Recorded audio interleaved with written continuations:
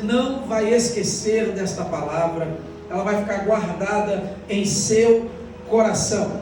Capítulo de número 3 de João, versículo de número 16 em diante. Vamos ficar sobre os nossos pés nesta hora e vamos ler a palavra de Deus em nome de Jesus.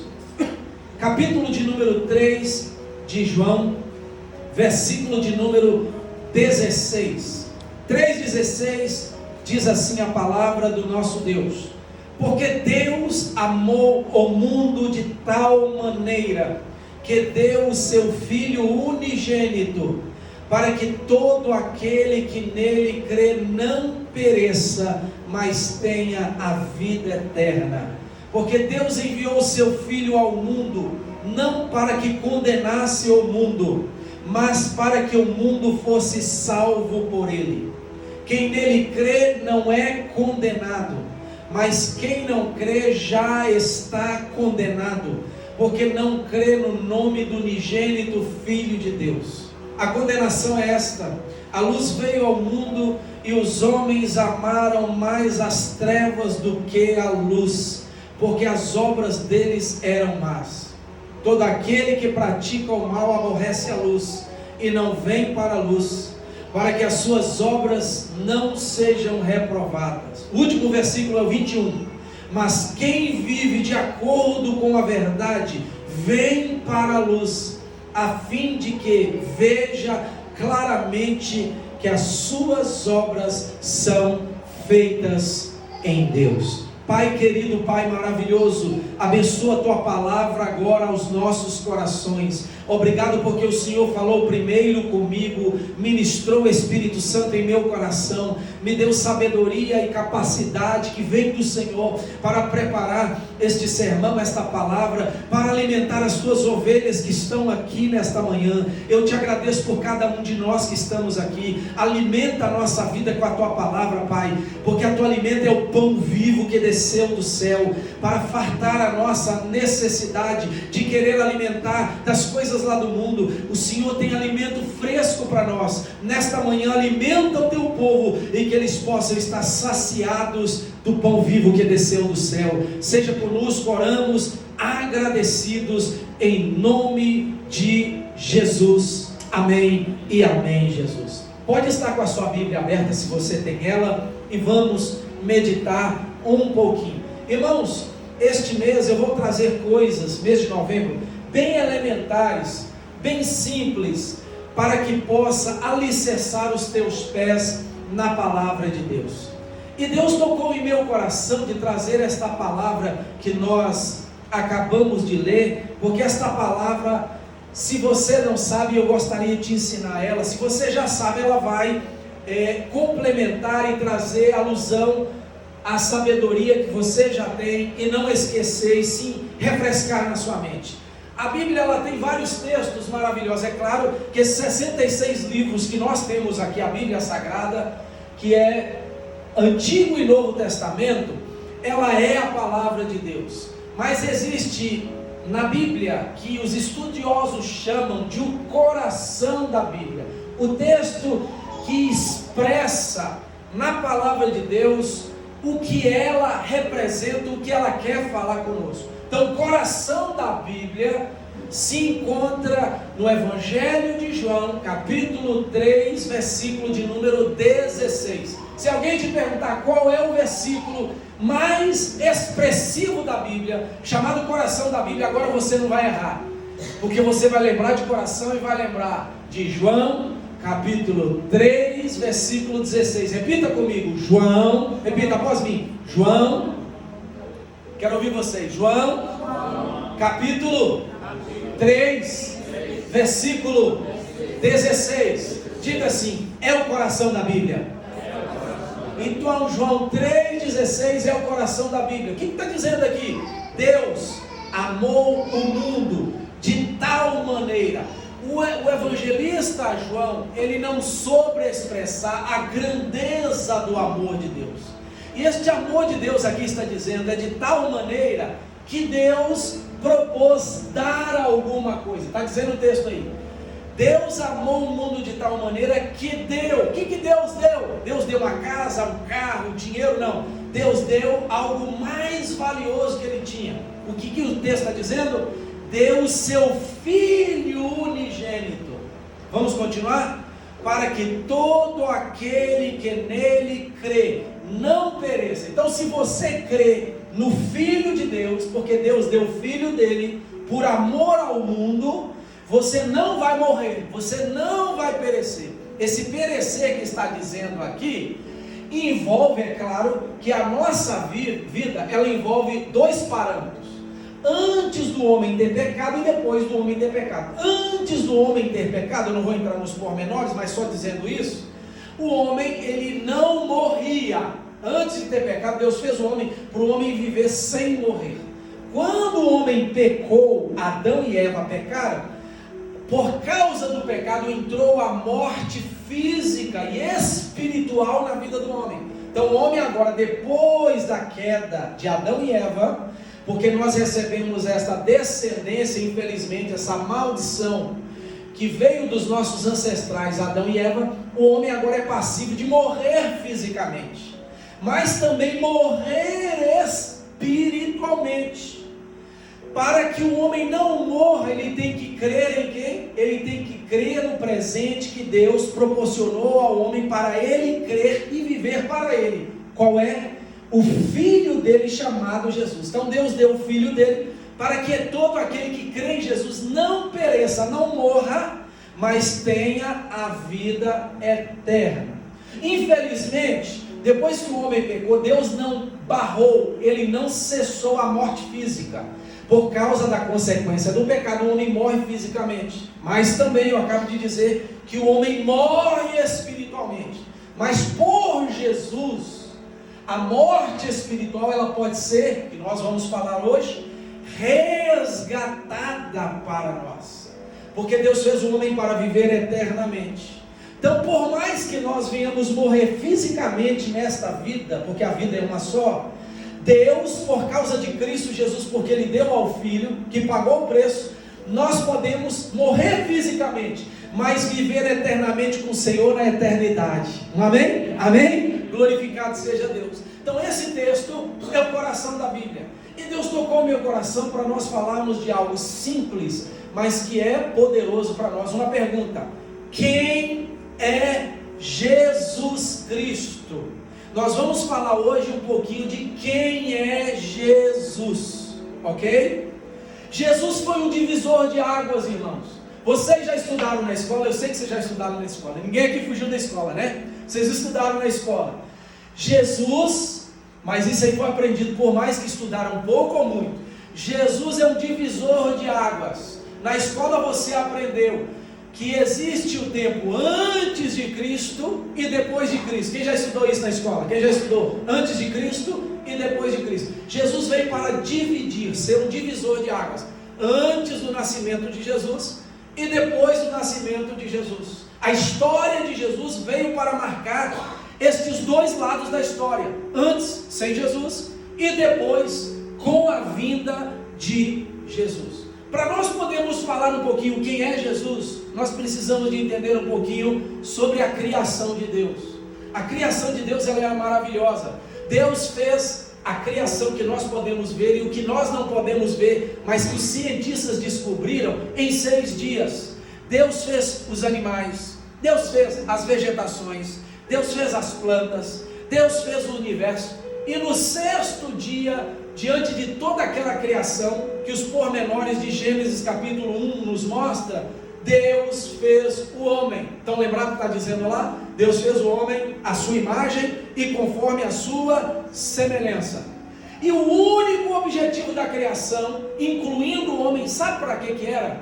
Para glorificar a Deus. Tudo foi feito para glorificar a Deus. Quando você vê ali uma árvore caindo a folha, olha que coisa linda. Eu estou trabalhando esses dias em New Hampshire e lá as folhas caem antes que aqui, porque lá faz mais frio do que aqui. Você vai subindo aqui na 95 em direção a Portmore, em direção a Maine, indo para New Hampshire, você vai vendo, irmãos, que coisa linda. As árvores amarelas, e a maioria delas amarelas e vermelhas, e depois caindo as folhas. Vocês já viram aqui fora, é claro, né? Que aqui já tem.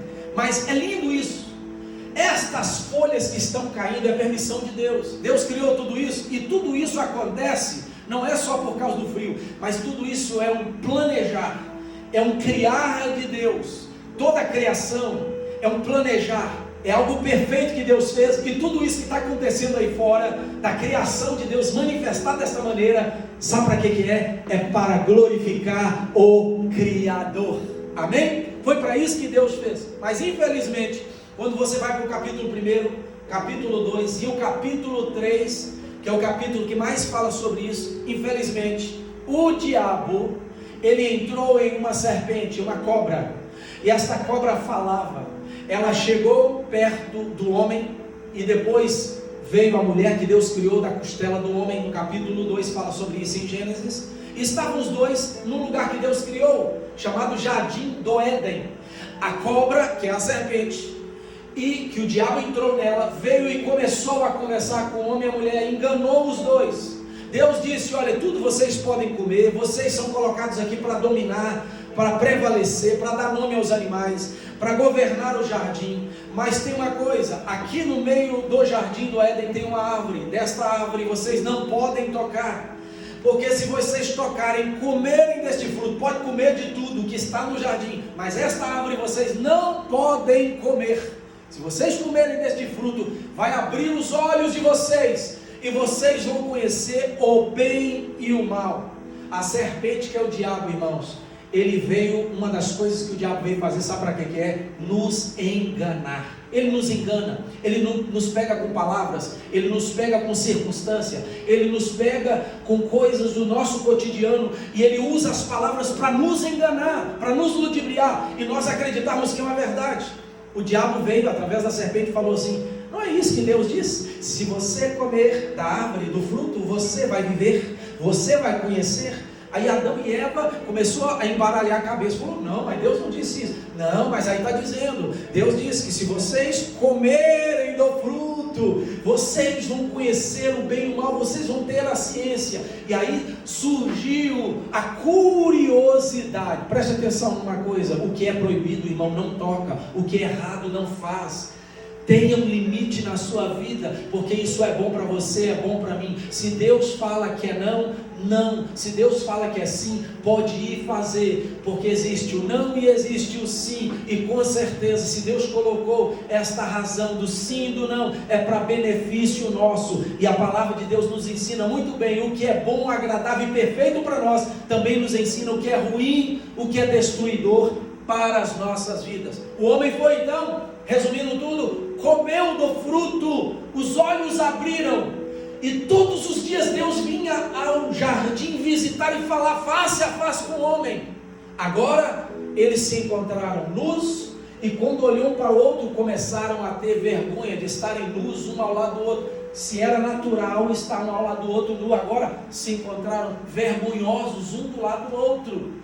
Acharam que aquilo era algo sobrenatural, esquisito. Quando Deus veio, aonde estavam o homem e a mulher? Escondidos no meio do mato. E aí Deus falou a Adão, claro que Deus sabia onde ele estava. Onde está tu? Senhor, eu estou aqui. Mas estava escondido. Foi preciso Deus, pegar de folhas, cobri-los, e depois cobri-los de pelo de animal, para que eles não pudessem agora olhar mais para a nudez. O homem veio a pecar. Mas, amado, segundo a Bíblia, quando o homem pecou, o próprio Deus é tão maravilhoso, que Ele providenciou, planejou uma saída para o homem. É isso que o homem tinha que acreditar, que ele agora tinha as consequências, porque o pecado traz consequências. A morte entrou na vida do homem, os olhos dele abriram, porque, presta atenção, se não fosse o pecado de Adão e Eva, nós talvez estaríamos aqui adorando ao Senhor, talvez nem estaríamos aqui, mas só uma conjectura, estaríamos aqui adorando, não precisava desse monte de roupa, para nós estarmos aqui, porque nós não iríamos olhar de uma maneira errada um para o outro, um olhar maligno. Olhar bom, puro era o homem antes de ter pecado, porque tudo era puro para o homem. Olhar um para o outro era puro, não tinha desejo de matar, não tinha desejo de roubar algo de alguém, não tinha desejo de usurpar nada de ninguém, porque todos, tanto o homem como a mulher, olhavam um para o outro com pureza e no mesmo pé de igualdade. Foi para isso que Deus fez o homem e a mulher, a raça humana. Mas infelizmente o homem pecou, e agora, o que acontece? O homem é passivo de erro, e o mal entra no coração do homem, que é o pecado, e o pecado, nós sabemos, é a desobediência de algo que Deus determina para nós. Eles agora desobedeceram o princípio de não tocar no fruto. E agora, o que aconteceu? O pecado entrou no coração do homem. Como que eles vão agora se livrar disso? Vem Deus, que é todo poderoso, e providencia algo para o homem. Onde está isso, pastor? Gênesis. Vira Deus para o homem e para a mulher. A primeira coisa que ele fala é que daquilo que a mulher teria, que era gravidez e depois ter o filho, ela teria dores para ter parto. O homem teria que derramar suor para poder trabalhar. Foram retirados de dentro as consequências do pecado, de dentro do Éden, que Deus criou o Éden para o homem desfrutar no Éden. Colocaram 2 anjos com espadas desembainhadas. Depois na sua casa que você vai ver que é lindo isso. E os anjos guardaram o Éden, e os homens foram, o homem e a mulher, tirados de dentro do Éden. Agora, se eles não tinham que plantar nada dentro do Éden, agora do lado de fora tem que plantar para comer, porque se não plantar para comer, vai morrer de fome. Sabe o que aconteceu? Deus é tão maravilhoso que no meio dessas consequências do pecado, Deus dá uma palavra profética, futurista para o homem. Sabe para quê? Para planejar a restauração deste homem. Onde está isso, pastor? Gênesis 3:15. Escuta bem. E porém, talvez para muitas pessoas não tem nada a ver, mas tem. Isso aqui é uma palavra profética, messiânica, falando do plano de Deus. Escuta. E porém inimizade entre ti e a mulher, entre a tua descendência e o seu descendente. Este te ferirá a cabeça, e tu lhe ferirás o calcanhar. O que está acontecendo aqui? Uma guerra, uma luta, não é isso que está mostrando aqui? Um vai pisar na cabeça e o outro vai morder o calcanhar. Está dizendo que da semente da mulher, ou seja, futuramente Deus iria fazer do ventre de uma mulher, da semente do ventre de uma mulher, acontecer, sabe o que? Nascer um que iria brigar com o descendente da serpente. E este, brigando com os descendentes da serpente, com a serpente, iria haver uma guerra. Agora então, esse que nasceria do fruto da mulher, iria pisar a cabeça da serpente, e a serpente, brigando com ele, iria morder o calcanhar. Sabe de quem que esse texto está falando? Não é simplesmente de um nascimento, mas esse texto está falando já de Jesus. Está falando que Jesus nasceria de uma mulher, que ele brigaria, que ele teria uma guerra, né? O diabo guerrearia contra ele, ele contra o diabo lá na cruz do Calvário, que é picar o calcanhar, teria achado que iria vencer Jesus, tirando a vida dele, mas Jesus, lá na cruz do Calvário, ele esmaga a cabeça da serpente, para dar a vitória ao homem, Adão e Eva, e todos os descendentes de Adão e Eva, pelo fato deles terem pecado e desobedecido a Deus. Aqui já tinha uma palavra do resgate do homem através do plano de Deus, que era Cristo Jesus. Olha um amém de vocês, amém? Todo o Antigo Testamento, como também o Novo, vocês vão ver mensagens como esta, palavras proféticas como esta, relacionadas ao Messias. Existem 3 palavras interessantes que você sempre vai ouvir na igreja falar. O judeu sempre fala muito da palavra Messias, que no hebraico quer dizer Mexia, ou Mexiá, que significa, que vem da palavra derivada Mexia, que quer dizer ungido ou ungir. Quando você ouve no hebraico a palavra Mexia, ela significa ungir, e a palavra ungido vem deste principal, desta palavra principal. E toda vez que você vai ler no Antigo Testamento, você vai ver os profetas falando: olha, o Messias vai vir, o Messias vai manifestar, ou seja, Deus vai mandar o descendente desta mulher, que é o Messias, que é ungido, que é o separado, e esse Messias vai ser o nosso Salvador, vai ser o nosso resgatador. Segunda palavra que você vai ouvir no grego é a palavra Christos.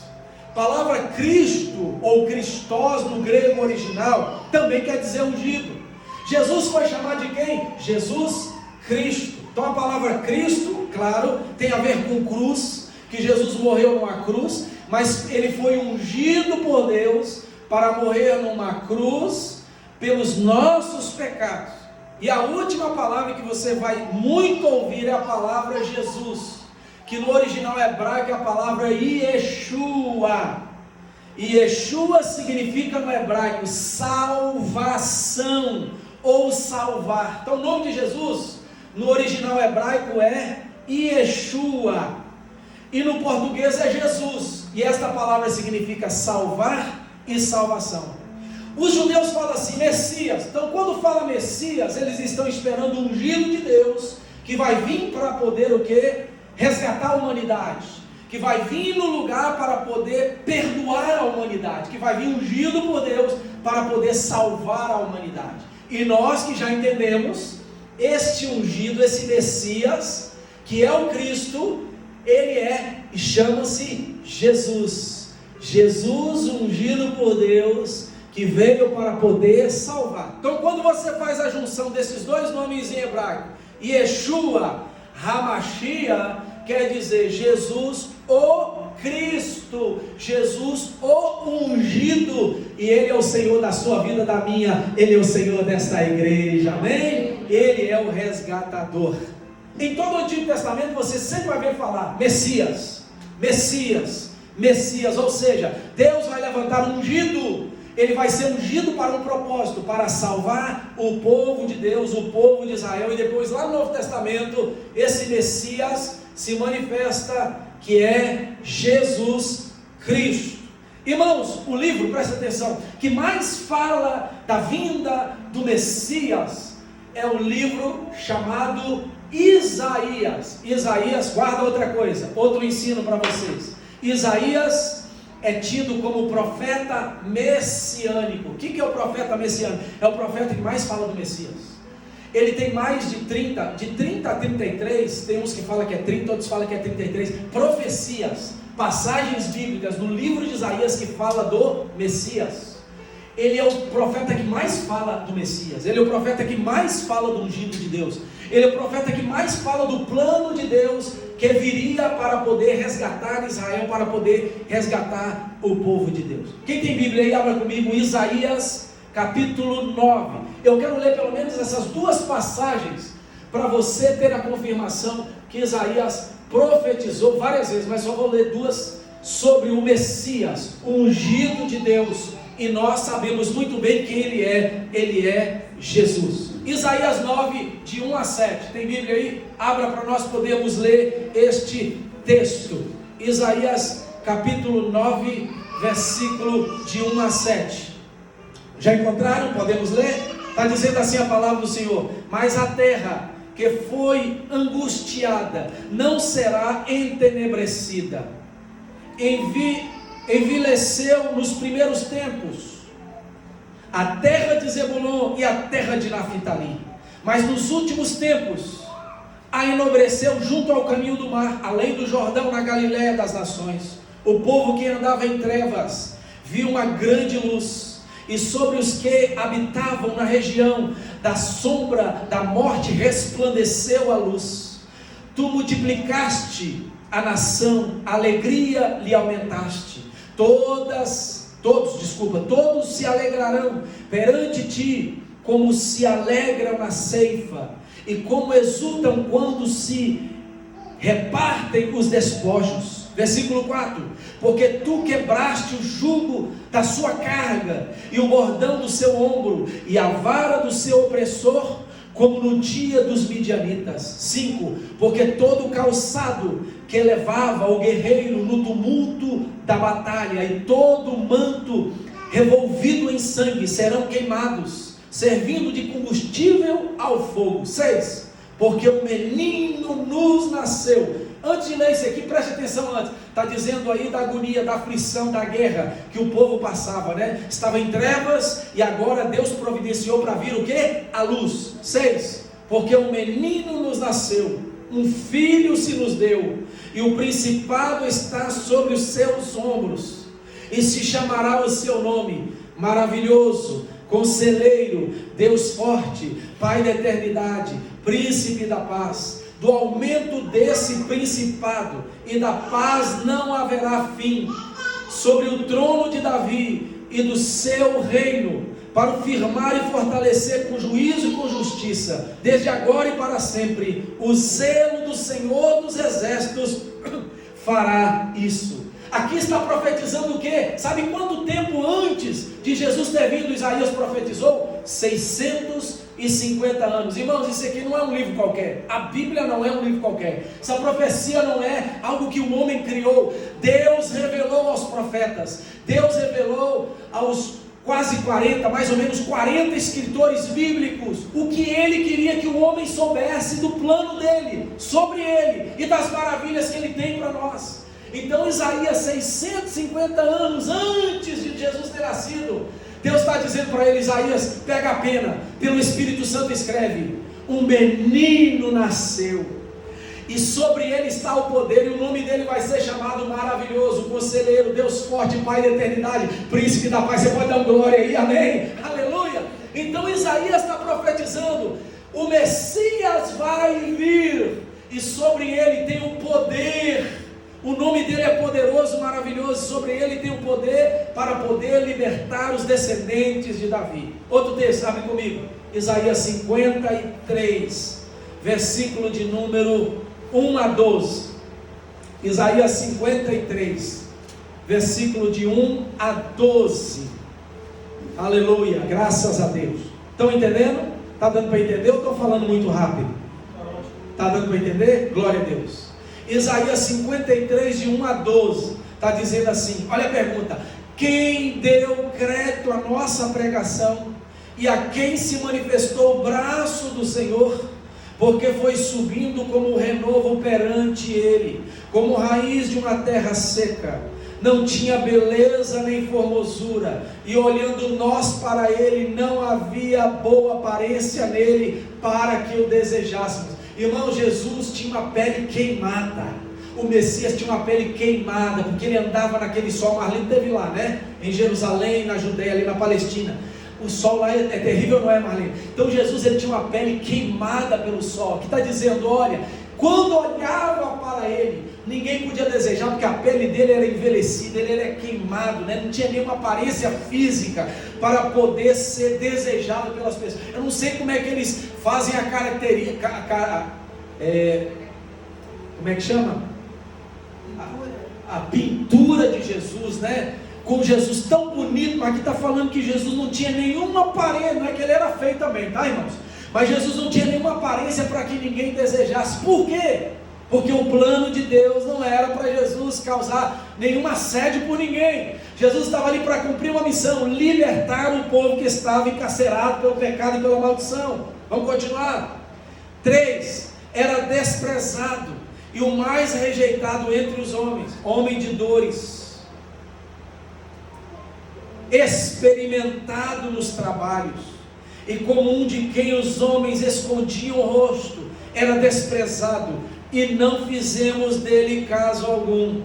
Verdadeiramente ele tomou sobre si as nossas enfermidades, e as nossas dores levou sobre si, e nós o reputávamos como aflito, ferido de Deus e oprimido. Mas ele foi ferido por causa das nossas transgressões, e moído por causa das nossas iniquidades. O castigo que nos traz a paz estava sobre ele, e pelas suas pisaduras fomos sarados. Que texto lindo! Todos nós andávamos desgarrados como ovelhas, cada um se desviava pelo seu caminho, mas o Senhor fez cair sobre ele a iniquidade de nós todos. Ele foi oprimido e afligido, mas não abriu a boca. Como um cordeiro foi levado ao matadouro, e como ovelha muda perante os seus tosqueadores, assim ele não abriu a sua boca. da opressão e do juízo foi tirado. E quem contará o tempo da sua vinda? Porquanto foi cortado da terra dos viventes, pela transgressão do meu povo ele foi atingido. E puseram na sua sepultura com os ímpios, e com o rico a sua morte, ainda que nunca cometeu injustiça, nem houve engano na sua boca. Todavia ao Senhor agradou moê-lo, fazê-lo enfermar. Quando a sua alma se puser por expiação do pecado, verá a sua posteridade, prolongará os seus dias, e do bom prazer do Senhor prosperará na sua mão. Ele verá o fruto do seu trabalho, do trabalho da sua alma, ficará satisfeito. Com o seu conhecimento, o meu servo justo justificará muitos, porque as iniquidades deles levará sobre si. Olha aí, o plano e o projeto de Jesus. Por isso, lhe darei a parte de muitos, e com os poderosos repartirá ele o despojo. Porquanto derramou a sua alma na morte, e foi contado com seus transgressores, mas ele levou sobre si o pecado de muitos, e intercedeu pelos transgressores. A minha pergunta que eu faço a vocês: a quem esta profecia está sendo direcionada? Primeiro, Deus está direcionando ao povo, que este personagem aqui iria fazer pelo povo. E segundo, é um retrato, irmão, de quem seria propriamente, como seria a vida do Messias. Entenderam como que Jesus sofreu? Ele tomou o seu lugar, tomou o meu lugar, sofreu no seu lugar, sofreu no meu lugar, e por último deu a sua vida, para que você e eu, que temos e que tínhamos a morte espiritual, agora por Jesus, fosse anulada a morte e viesse agora de volta para nós a vida. Aleluia! Então essas duas palavras aqui, esses dois textos, de tantos textos que Isaías mostra, são textos que falam da função, do objetivo e de quem é o Messias, de quem é Jesus. Tem um texto lindo que eu gosto muito na Bíblia, que é Filipenses 2, só escuta, de 9 a 11, está dizendo assim: pelo que também Deus o exaltou soberanamente, e lhe deu um nome que é sobre todo nome, para que o nome de Jesus se dobre todo o joelho dos que estão nos céus, na terra e debaixo da terra, e toda língua confesse que Jesus Cristo é o Senhor, para a glória de Deus Pai. Então quando você fala o nome Jesus, por isso que um dos mandamentos que Deus deixa para nós, irmão, dos 10 mandamentos é: não falar o nome do Senhor em vão. Quando você fala o nome de Jesus, esse nome tem poder. Quando você fala o nome de Jesus, é o nome que Deus deu para ele, para o Messias, para o ungido, para o Filho de Deus, para Deus encarnado. É um nome poderoso, com uma função poderosa. O nome de Jesus quer dizer salvar, salvação. Quando você fala assim: Jesus me salva, Ele livra você de bater o carro. Jesus me salva, não me deixa perecer, Ele livra você da condenação. Jesus restaura tal área na minha vida, Ele entra, porque salvação não é só tirar você daqui da terra e levar você para a vida eterna e viver eternamente com Deus no céu. Não, isso é o prêmio máximo nosso. Mas salvação é Deus também cuidar de você enquanto você estiver vivendo aqui na terra. É Deus cuidar de você nos mínimos detalhes. Então quando você fala: Jesus, eu te sirvo, Jesus, entra nesta causa, Jesus está entrando com salvação em todas as áreas da sua vida, porque o nome que Deus deu para ele, a língua confessa, joelho dobra, porque é um nome poderoso, tanto no céu, na terra e debaixo da terra. Em todo lugar esse nome de Jesus tem todo o poder, tem todo o poder. Aleluia, louvado seja o nome de Jesus. Quem é Jesus? Primeira coisa, Jesus veio para cumprir uma missão. Qual é essa missão? Resgatar o homem caído e restaurá-lo. Aonde está isso, pastor? Está no texto que nós acabamos de ler. Porque Deus amou o mundo de tal maneira. Você tem que saber esse texto de cor. Deus amou o mundo, coração da Bíblia. Deus amou o mundo de tal maneira que deu seu Filho unigênito, para que todo aquele que nele crê não pereça, mas tenha a vida eterna. Então, quem é Jesus? Primeiro, ele veio para cumprir uma missão. A missão dele é de resgatar o homem caído, e então restaurá-lo. É a missão de Jesus. Segunda coisa, ele nasceu para consolar o povo. Irmãos, depois que o homem pecou, ele começou a andar por caminhos tortuosos, o homem desviou totalmente. Vou dar só um exemplo para vocês. O homem estava totalmente tão longe de Deus, na época de Noé, que foi preciso Deus levantar Noé. Quando você vê lá, fala, e nasceu Noé, o pai dele viveu tantos anos, e nasceu Noé, e ele veio para consolar, para nos consolar. O que é consolar? Porque o povo estava vivendo longe de Deus. Noé veio agora com um plano de Deus. Qual foi o plano? Acharam Noé louco, não acharam? Acharam, porque Deus falou com Noé: Noé, você tem uma missão, pega a madeira, corta a madeira e começa a fazer um barco, com tanta medida de largura, com tanta medida de comprimento, com tanta medida, com 3 divisões, com só uma janela em cima, uma porta assim. E Noé começa a juntar de 2 em 2 animais, macho e fêmea, e põe para dentro da arca. Também faz uma coisa, Noé, prega para esse povo, porque lá está dizendo a Bíblia também, irmão, que Noé era pregoeiro da verdade. O povo olhava para Noé achando ele doido construindo a arca, mas Noé, através da construção da família dele, e também pregando para as pessoas, estava anunciando o plano de Deus. O que aconteceu, resumindo? Ninguém creu em Noé. Creram? Não. Porque quem entrou na arca? Noé, a esposa, 3 filhos, 3 noras de seres humanos, e os animais que Deus mandou de 2 em 2 entrarem na arca, com todo o mantimento que estava dentro da arca. O que aconteceu? Fechou-se a porta, e diz a Bíblia que a mão de Deus fechou a porta, e a mão de Deus fechando a porta, Deus começou a fazer 40 dias, 40 noites chover. Depois passaram por mais um período total entre o começo de fechar a porta até o final, que a arca desceu e a água desceu, e eles puderam abrir a porta e tocar novamente com a planta dos seus pés. Foram 1 ano. E tudo isso, toda essa água, Deus exterminou a raça humana. Por quê? Porque não quiseram dar ouvido e distanciaram da presença de Deus. E esse povo de lá para cá, irmãos, está sem o consolo, está sem o abrigo de Deus. Muitos desviam, muitos afastam. Deus levanta uma nação em Abraão, capítulo 2 de Gênesis, e Abraão, através dos filhos, vem uma nação chamada Israel, e Israel sempre combatendo, povos que não são servos de Deus, que não servem a Deus, brigam com Israel, tentam acabar com Israel. Israel vai para o lugar onde Deus determina, e há esta guerra de quem não serve a Deus com aqueles que estão aqui na terra para cumprir a vontade e o propósito de Deus, e sempre o povo de Deus clamando pela manifestação de Deus.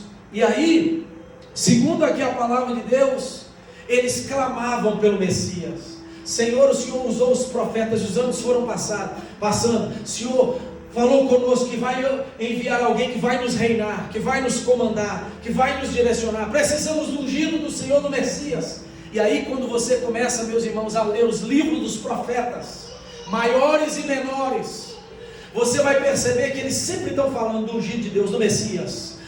Deus, eu estou parafraseando, vou levantar o meu ungido, vou levantar o Messias, vou levantar aquele que vai estar com vocês, que vai resgatar vocês, que vai dar vitória para vocês. A palavra de Deus fala que então o Messias, no tempo próprio, nasceu para consolar o povo de Deus. Mateus 1:23, vou ler para você. A virgem conceberá e dará à luz um filho, e o chamarão pelo nome de Emanuel, que quer dizer Deus conosco. Quem é essa virgem?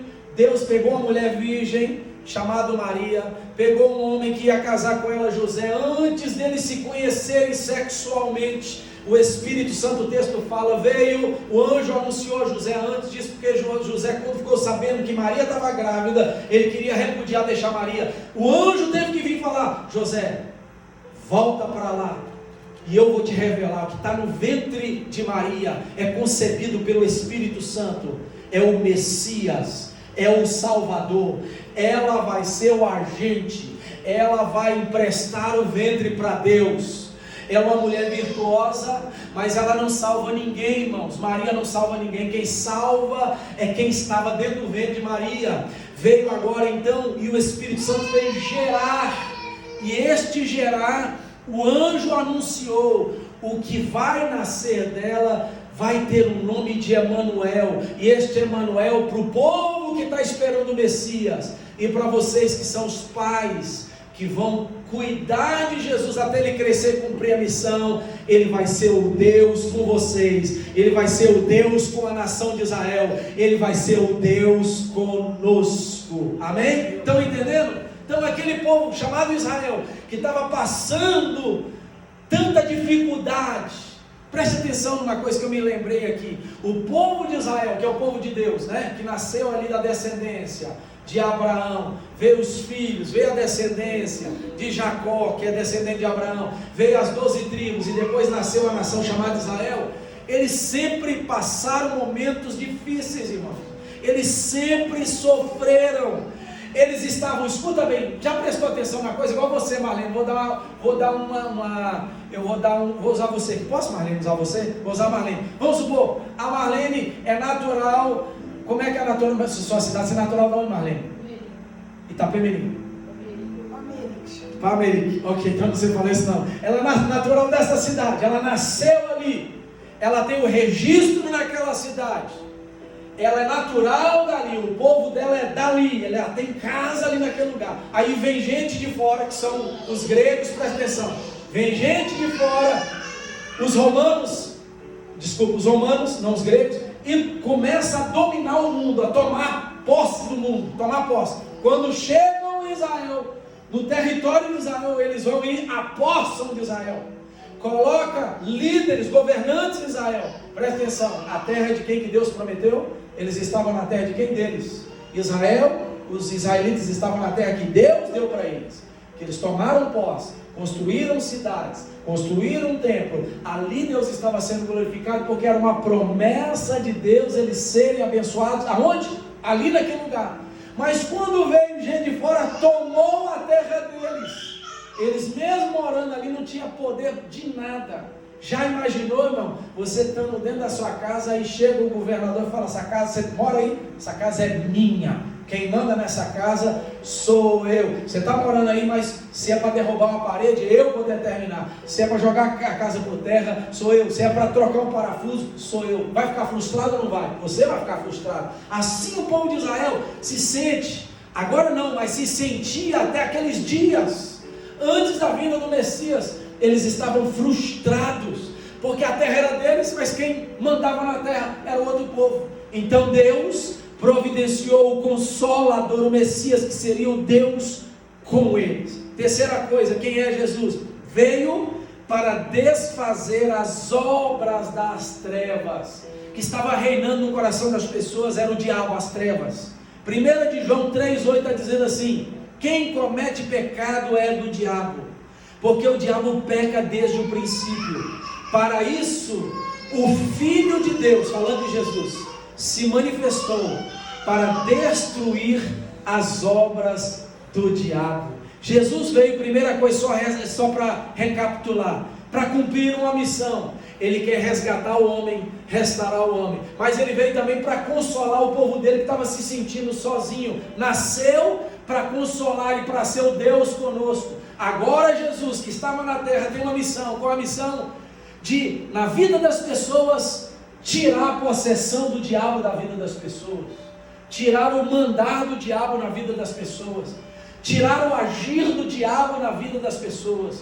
Aqui está dizendo que o Filho de Deus se manifestou, ele veio e nasceu para quê? Para desfazer as obras do diabo. Irmãos, quando nós confessamos a Jesus como Senhor da nossa vida, quando nós deixamos Ele entrar na nossa vida, sabe o que Ele faz? Ele tira tudo aquilo que o diabo coloca em nós, retira tudo que o diabo coloca em nós, e agora Ele passa a reinar e nos faz ser livres para louvor da sua glória. Quarta coisa, Ele é o próprio Deus que tornou-se homem encarnado. Deus teria que vir ao mundo, por isso que a gente prega e fala que na Bíblia não está escrito Trindade, ou seja, que é Deus que pela história bíblica se manifestou de três formas diferentes: o Deus Pai, que Ele cria tudo, Criador; o Deus Filho, que é o Salvador, que é Jesus; e o Deus Espírito Santo, que é o Consolador. Jesus morreu, ressuscitou, foi para o céu, mas Ele falou: eu vou deixar um, que vai ser igual a eu, que é Deus, que é o Espírito Santo. Mas antes de acontecer isso, Deus projetou tornar-se quem? Filho, encarnou. Onde está escrito isso, pastor? João 1:1. No princípio era o verbo estava com Deus e o verbo era Deus. A palavra verbo aqui, que é a palavra no original, logos, que é o grego, quer dizer palavra, quer dizer verbo. E quem é este verbo, essa palavra? É Jesus. Então está dizendo que lá no princípio, antes de Deus criar tudo, Jesus estava lá. Ele era Deus, estava com Deus, ele era o próprio Deus. Versículo 14: o verbo se fez carne, ou seja, Deus planejou, olha, eu vou virar homem também. Eu vou estar no meio dos meus seres humanos, no meio da minha criação. Eu vou encarnar, tornar homem e vou estar no meio deles. O verbo se fez carne, habitou entre nós. Vimos a sua glória, como a glória do unigênito do Pai, cheio de graça e de verdade. Então, o que aconteceu? Deus planeja vir, tornar-se homem e habitar encarnado no meio de nós através da pessoa de Jesus. Quem é Jesus? Quinto ponto: veio pastorear os seus. Nós estávamos, irmãos, as pessoas que estão lá no mundo que não conhecem Jesus, estão aí errantes, não sabe para onde vai, não sabe o que faz, não tem direção. Quando nós entendemos quem é Jesus, ele torna-se pastor, e nós, pela Bíblia, biblicamente, tornamos-se ovelhas. E quem vai guiar a nossa vida? É o pastor, porque a Bíblia nos mostra vários exemplos, e também na época de Israel, que as pessoas assumiam o cargo de pastores para tomar conta do rebanho, que eram as ovelhas. Agora, espiritualmente dizendo, percebemos que Jesus veio para nos pastorear. Nós estávamos como ovelhas perdidas, somos ovelhas, mas agora ele veio como pastor para nos pastorear. E como pastor, escuta bem, olha que coisa linda, ele faz o que? Primeiro, cuida, para cuidar, para alimentar, para curar, para direcionar e para nos demonstrar o amor que ele tem pela nossa vida como ovelhas e ele como pastor. Aleluia! Vou ler para você, leia em casa depois, João capítulo 10, o texto todo, mas eu vou ler 3 versículos. João 10, 9-11, diz assim, Jesus diz: eu sou a porta, todo aquele que entrar por mim salvar-se-á, entrará, sairá e achará pastagem. O ladrão aqui é um símbolo, é um exemplo, é uma comparação do diabo. O ladrão só vem para 3 coisas: matar, roubar e destruir. Eu vim para que tenham vida e a tenham em abundância. Eu sou o bom pastor. O bom pastor dá a sua vida pelas ovelhas. Eu quero profetizar algo na sua vida. Você é ovelha de Jesus. Se você é ovelha de Jesus, ele vai cuidar de você nos mínimos detalhes. Quem quer ser ovelha de Jesus aqui? Amém? Então entenda que ele veio para nos pastorear. E como pastor, pastor cuida, pastor direciona, pastor dá alimento, pastor cura a ferida, pastor cura, tira os carrapichos, pastor ama a ovelha, ele cuida de um modo geral, e é isso que Jesus veio para fazer, para exercer a função pastoral para a nossa vida. Quem é Jesus? 6 razões porque Jesus veio e morreu no nosso lugar, porque ele foi o substituto e veio pagar o preço em nosso lugar. Epístola aos Romanos 3:23, olha a razão porque Jesus veio para morrer no nosso lugar. Vou ler para você: pois todos pecaram e destituídos estão da glória de Deus. Sabe qual foi uma das razões que Jesus veio? Porque todos pecaram, irmãos. Adão e Eva. Mas você pode perguntar assim, eu já até perguntei isso. Muitas pessoas perguntam: pastor, eu não pequei.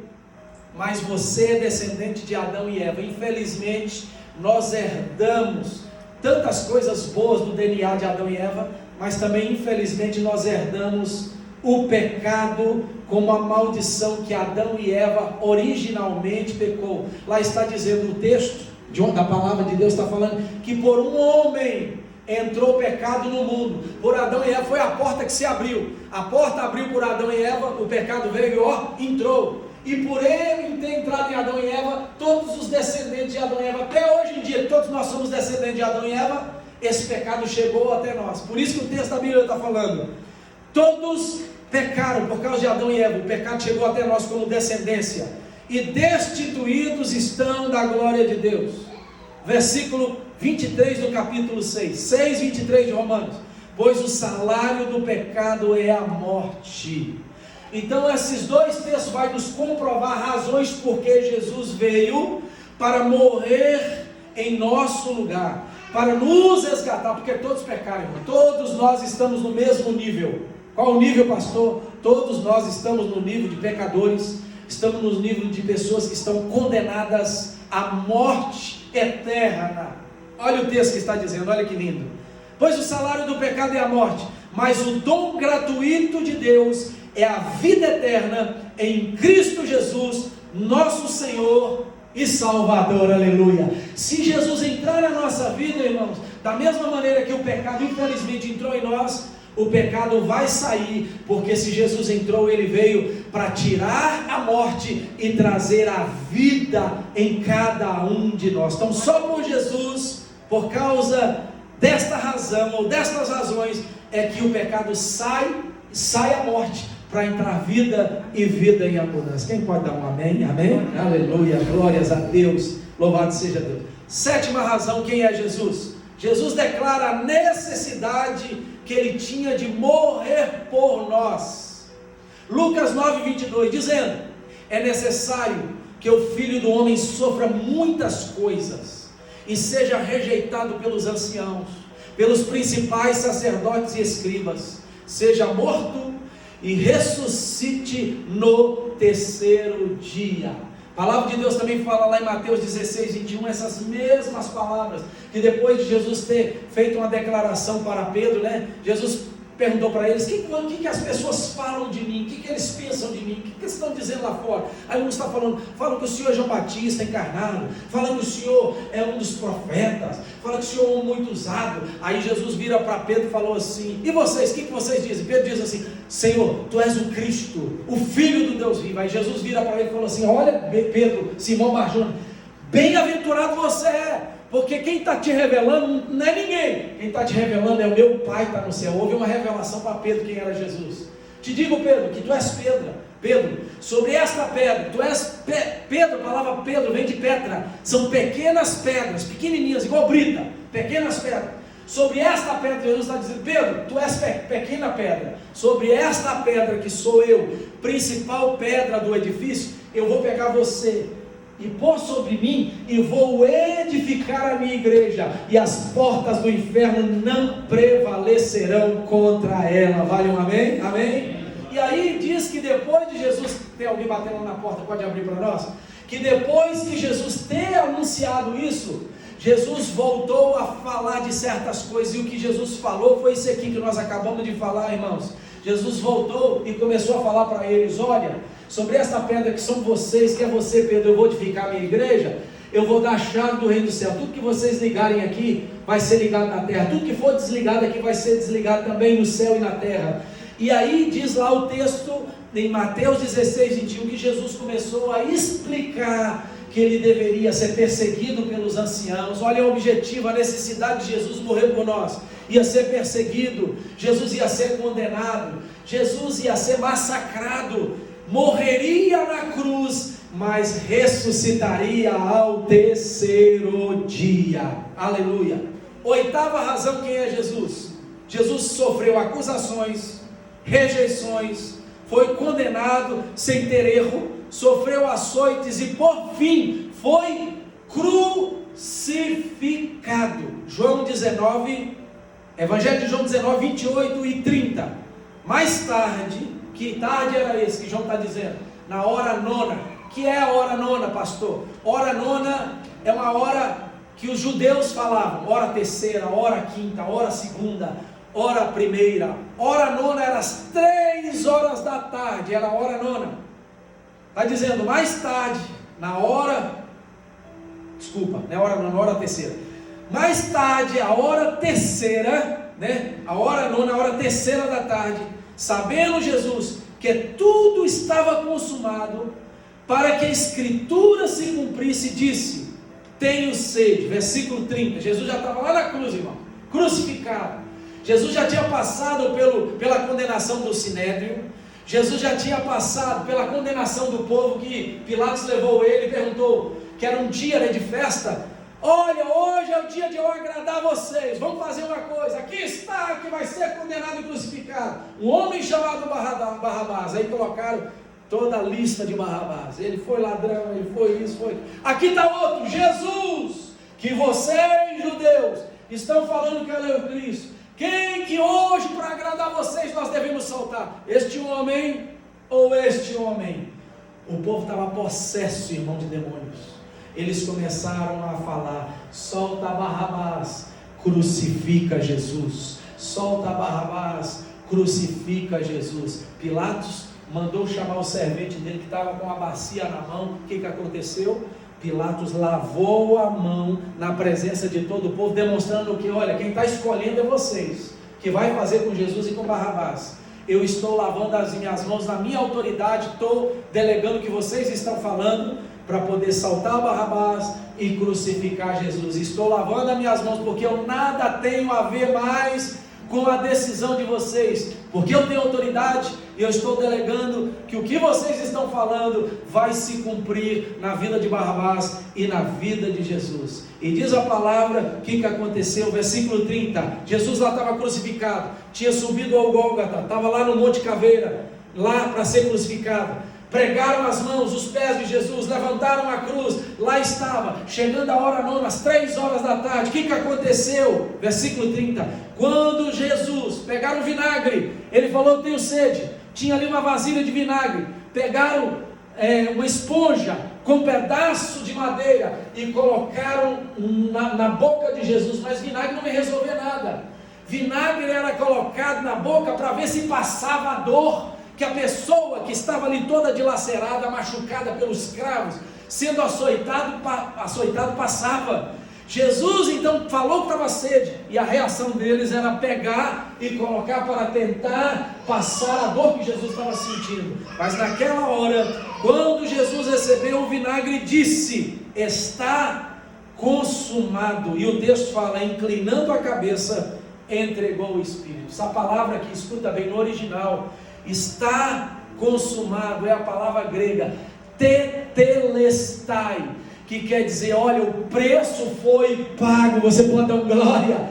Jesus está dizendo: está consumado, inclinou a cabeça e morreu. Jesus estava dizendo: tetelestai, eu paguei o preço, foi consumado, agora vocês não têm mais nenhuma condenação. Foi para isso que Jesus sofreu tudo isso, irmãos, para mostrar que o tetelestai, que estava consumado, que havia acabado agora a condenação sobre o homem, e que ele estava tomando o lugar do homem, pagando o preço, para que o homem pudesse ser livre e servisse a Deus novamente para a glória do nome do Senhor. E por último, quem é Jesus? A ressurreição de Jesus é a garantia da vitória sobre a condenação do pecado que gera a morte. Uma das doutrinas que nós como cristãos temos que professar, sabe qual é? A doutrina da ressurreição. Já imaginou? Porque eles tentaram enganar. O texto fala, irmãos, que quando Jesus morreu, pediram para retirar o corpo dele, pegaram um túmulo novo que ninguém tinha usado ainda, enrolaram o corpo de Jesus em mantos, em toalhas, colocaram Jesus lá dentro e fecharam. E aí, queridos, 3 dias depois, que foi no domingo de manhã cedo, Pedro, João e algumas mulheres foram até lá para ver aonde estava o corpo de Jesus. Mas antes disso, escuta bem, Jesus estava falando: olha, é necessário, o que eu li para vocês? Que eu padeça na mão dos escribas, que eu padeça na mão dos sacerdotes, que eu padeça na mão das autoridades, que eu morra, mas que ao 3º dia eu ressurja, eu ressuscite, eu saia da morte para a vida. Irmãos, a única, se podemos chamar assim, religião, o único segmento de adoradores, a única comunidade religiosa que professa a ressurreição é o cristianismo, nenhum outro. Se você for para o judaísmo, o hinduísmo, se você for para qualquer mesa branca, mesa vermelha, candomblé, se você for para qualquer religião professada no mundo, que são muitas e muitas religiões, você não vai escutar ninguém falando que o líder deles, que o líder destas religiões ressuscitou, está vivo. O cristianismo é o único que professa que o Deus dele, que o Deus deles, que o Deus dessa religião não está morto, que ressuscitou e está vivo para a glória de Deus Pai, por isso que nós temos esperança. Agora vem Paulo e fala o seguinte, eu quero ler para vocês, quero ler primeiro 2 textos e terminamos. Mateus 28, 5-8, mas o anjo, dirigindo-se às mulheres, disse: não tenhas medo, pois eu sei que buscais a Jesus, que foi crucificado. Ela chegando lá na porta, o anjo, a porta, que é a pedra, estava removida da porta do sepulcro, ali o anjo estava parado, e as mulheres chegaram para ver aonde Jesus estava, e elas se assustaram. Por quê? Porque a pedra foi removida, e o anjo apresentou para elas e disse assim: olha, ele não está aqui, já ressuscitou, como havia dito. Então Jesus estava pregando, ensinando, e isso foi verídico, porque quando elas entraram lá dentro, só estavam os panos, o corpo de Jesus não estava mais, porque ele havia ressuscitado, estava vivo, aleluia.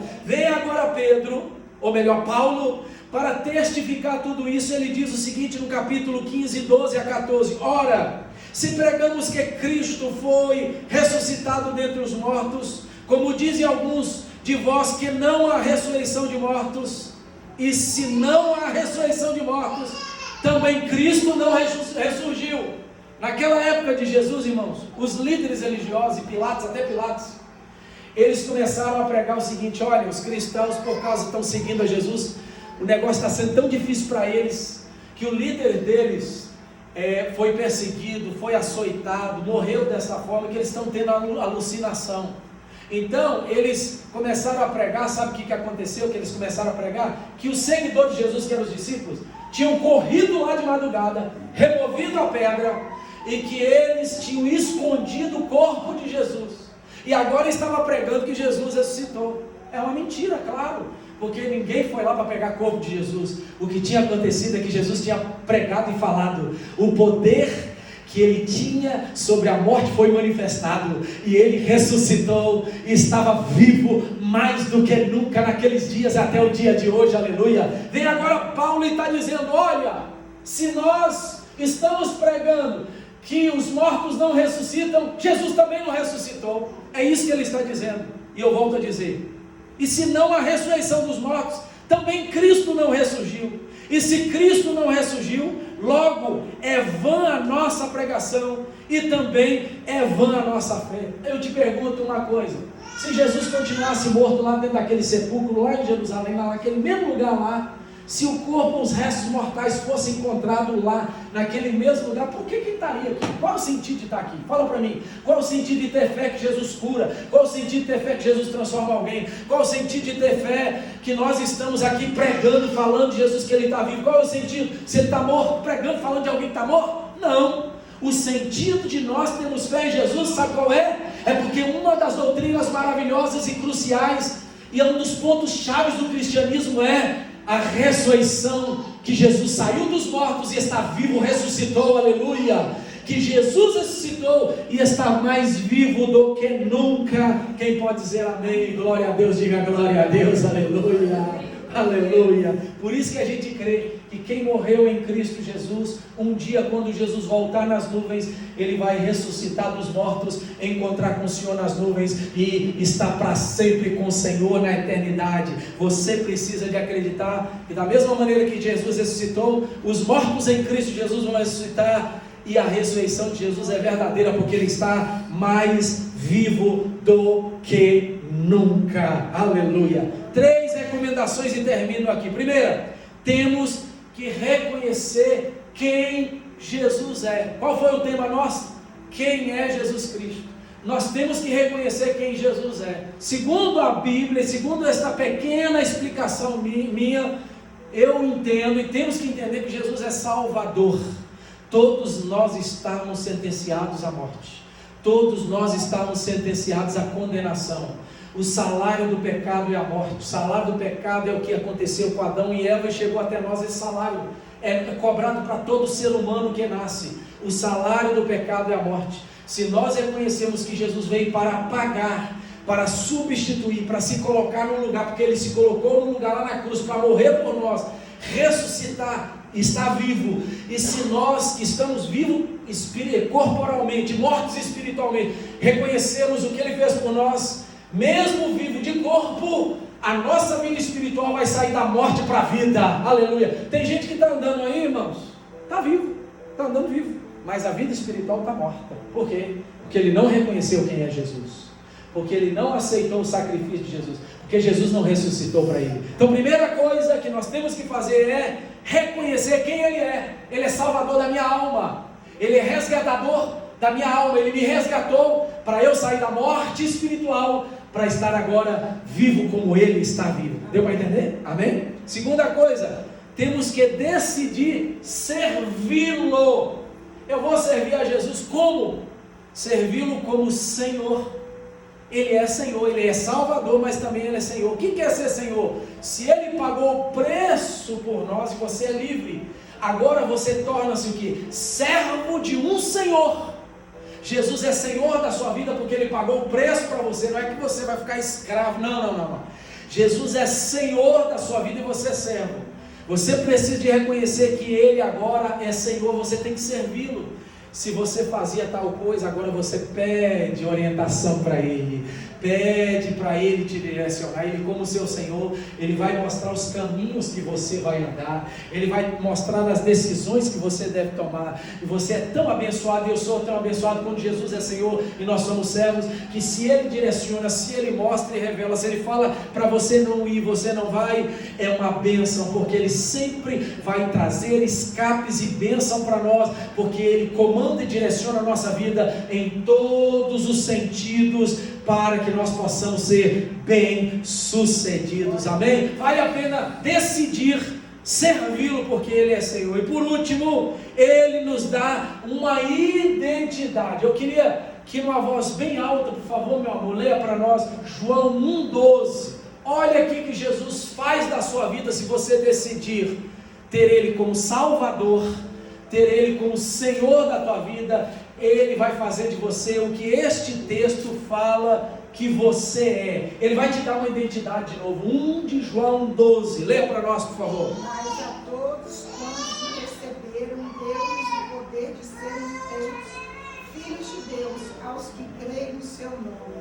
Todos aqueles que o recebeu. Sabe o que ele fala? Você agora não é pessoa sem identidade. Você tem uma identidade. Não é identidade do brincar, não é identidade essa não. Não estou falando dessa não, essa bênção.